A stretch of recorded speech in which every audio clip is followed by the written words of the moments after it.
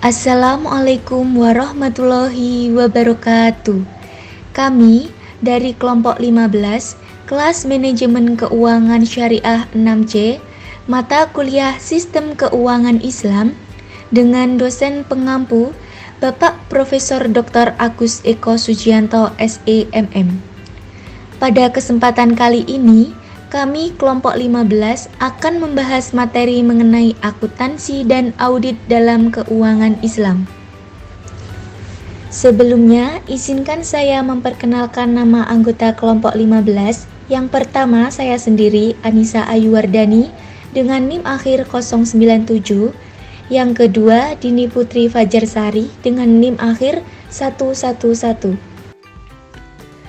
Adapun poin-poin yang akan kami bahas, yang pertama, akuntansi syariah dan kepercayaan.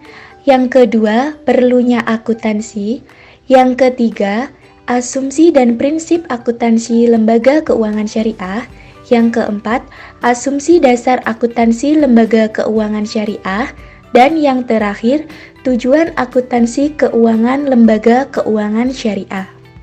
Materi yang pertama yaitu akuntansi syariah dan kepercayaan.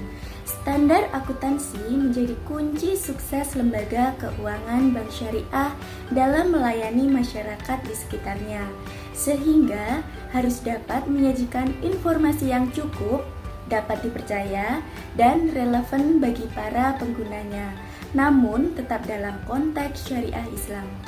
Tetapi untuk mendorong individu menginvestasikan dananya melalui lembaga keuangan Islam, perlu disadari bahwa individu-individu itu harus terlebih dahulu percaya bahwa lembaga keuangan Islam mampu merealisasikan tujuan-tujuan investasinya. Salah satu prasyarat pengembangan kepercayaan itu adalah ketersediaan informasi yang meyakinkan nasabah terhadap kemampuan lembaga keuangan bank syariah dalam mencapai tujuannya. Di antara sumber-sumber informasi yang penting adalah laporan keuangan dari lembaga keuangan bank syariah yang disiapkan sesuai dengan standar yang dapat diterapkan pada lembaga keuangan bank syariah. Materi yang kedua yaitu perlunya akuntansi. Akuntansi sangat berhubungan dengan nilai sosial dan ekonomi yang berlaku dalam masyarakat. Perubahan dalam masyarakat akan mempengaruhi dalam sifat akuntansi. Akuntansi mengalami perubahan seiring dengan perubahan peradaban masyarakat mulai zaman kuno hingga zaman kini. Perubahan itu terasa dengan adanya revolusi industri di mana ukuran bisnis dan industri bertambah besar. Akuntansi tidak hanya dikembangkan untuk merespon informasi yang dibutuhkan masyarakat, tetapi juga hanyut dalam kapitalisme. Akibatnya, format dan model akuntansi juga harus menyesuaikan apa yang terjadi pada masa itu. Dalam masyarakat Muslim atau Islam, dijalankan dengan asumsi yang berbeda.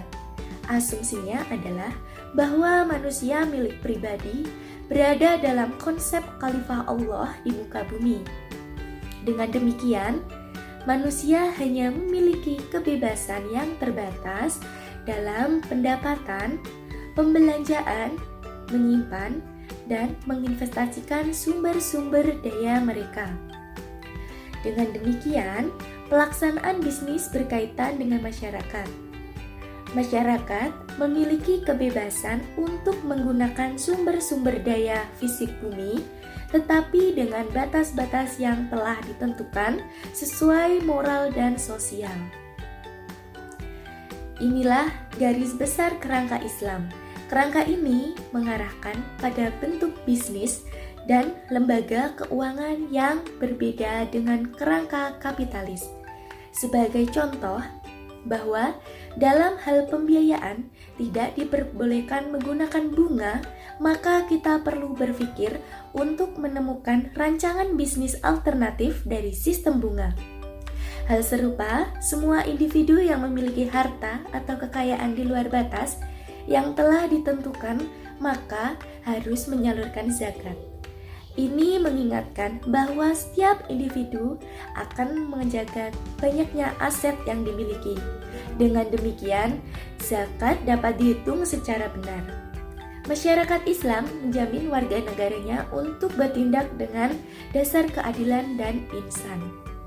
Materi selanjutnya yaitu asumsi dan prinsip akuntansi lembaga keuangan syariah. Akuntansi lembaga keuangan syariah adalah akuntansi yang berhubungan dengan aspek-aspek lingkungannya. Paradigma syariah akan memasukkan konsep pertanggungjawaban dalam bidang akuntansi, yaitu dengan paradigma antropologi atau deduktif. Paradigma ini akan menggunakan dasar penilaian tunggal dalam menentukan pendapatan. Pentingnya akuntan keuangan yaitu sebagai pihak yang memberikan layanan kelengkapan informasi keuangan. Paradigma syariah dalam akuntansi akan mempertimbangkan berbagai paradigma dengan menunjukkan adanya perbedaan ideologi akuntansi. Berdasarkan pijakan agama, ada 3 dimensi yang saling berhubungan, yaitu yang pertama, mencari keridhaan Allah sebagai tujuan utama dalam menentukan keadilan sosial ekonomi. Yang kedua, yaitu merealisasikan keuntungan bagi masyarakat yaitu dengan memenuhi kewajiban kepada masyarakat. Dan yang ketiga, mengajar kepentingan pribadi yaitu memenuhi kebutuhan sendiri. Ketiga dimensi ini saling berhubungan untuk memenuhi kewajiban kepada Allah, masyarakat, dan hak individu berdasarkan prinsip syariah. Perbedaan antara akuntansi konvensional dengan akuntansi syariah itu tidak hanya pada batasan tujuannya saja, namun juga pada prinsip-prinsip dasarnya. Berikut perbedaan prinsip yang mendasari akuntansi konvensional dengan akuntansi syariah. Pada prinsip yang pertama yaitu prinsip penyingkapan penuh, di mana dalam akuntansi konvensional bertujuan untuk pengambilan keputusan, sedangkan dalam akuntansi syariah menunjukkan pemenuhan hak dan kewajiban kepada Allah, masyarakat, dan individu. Prinsip yang kedua yaitu prinsip objektivitas, di mana dalam akuntansi konvensional berhubungan dengan reliabilitas pengukuran digunakan dengan dasar bias personal, sedangkan dalam akuntansi syariah berhubungan dengan konsep ketakwaan. Prinsip yang ketiga yaitu prinsip materi. Dalam akuntansi konvensional, prinsip materi dihubungkan dengan kepentingan relatif mengenai informasi pembuatan keputusan. Sedangkan dalam akuntansi syariah, berhubungan dengan pengukuran dan pemenuhan tugas atau kewajiban kepada Allah, masyarakat, dan individu. Materi selanjutnya yaitu asumsi dasar akuntansi lembaga keuangan syariah. Untuk mencapai tujuan lembaga keuangan syariah, menurut Ikatan Akuntansi Indonesia, laporan keuangan disusun atas dasar akrual. Dengan dasar ini, pengaruh transaksi dan peristiwa lain diakui pada saat kejadian dan bukan pada saat kas atau setara kas diterima atau dibayar dan diungkapkan dalam catatan akuntansi serta dilaporkan dalam laporan keuangan pada periode yang bersangkutan. Laporan keuangan yang disusun atas dasar akrual memberikan informasi kepada pemakai tidak hanya transaksi masa lalu yang melibatkan penerimaan dan pembayaran kas, tetapi juga kewajiban pembayaran kas di masa depan serta sumber daya yang merepresentasikan kas yang akan diterima di masa depan. Tujuan akuntansi keuangan lembaga keuangan syariah.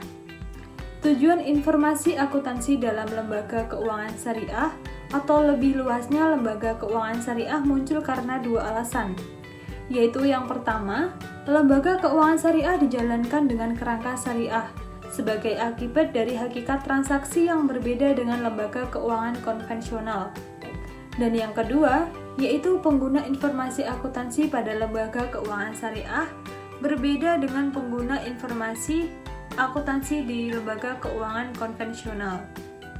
Menurut Ikatan Akuntansi Indonesia, disebutkan bahwa tujuan akuntansi keuangan lembaga keuangan syariah adalah yang pertama, menentukan hak dan kewajiban pihak terkait, termasuk hak dan kewajiban yang berasal dari transaksi yang belum selesai dan atau kegiatan ekonomi lain, sesuai dengan prinsip syariah yang berlandaskan pada konsep kejujuran, keadilan, kebajikan, dan kepatuhan terhadap nilai-nilai bisnis Islami. Yang kedua, yaitu menyediakan informasi keuangan yang bermanfaat bagi pemakai laporan untuk pengambilan keputusan. Dan yang ketiga, meningkatkan kepatuhan terhadap prinsip syariah dalam semua transaksi dan kegiatan usaha.